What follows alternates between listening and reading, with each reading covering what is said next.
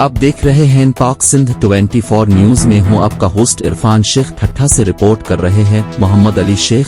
जिला ठट्टा की सिटी घारों के करीब गांव अहमदाबाद में नामवर क्रिकेटर शाहिद आफरीदी फाउंडेशन के चेयरमैन शाहिद खान आफरीदी की आमद पर गांव वालों ने शानदार इस्तकबाल किया और सिंध की सकाफत अजर कौन का तोहफा पेश किया। शाहिद आफरीदी फाउंडेशन की तरफ से अहमदाबाद में पीने के साफ पानी के लिए एरो प्लांट का इफ्तिताह किया।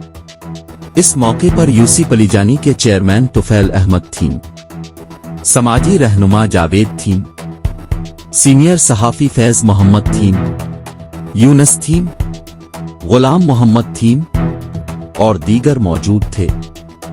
शाहिद खान आफरीदी ने गांव वालों को एक अस्पताल बनाने के हवाले से बोला कि कोशिश करके यहां के रिहायशियों के लिए अस्पताल भी बनवाएंगे और एक एम्बुलेंस का भी ऐलान किया जो हर वक्त गांव में मौजूद रहेगी। इस मौके पर गांव वालों ने मशहूर क्रिकेटर शाहिद आफरीदी का शुक्रिया अदा किया और नौजवानों ने दबंग क्रिकेटर शाहिद आफरीदी के साथ सेल्फियां भी निकाली।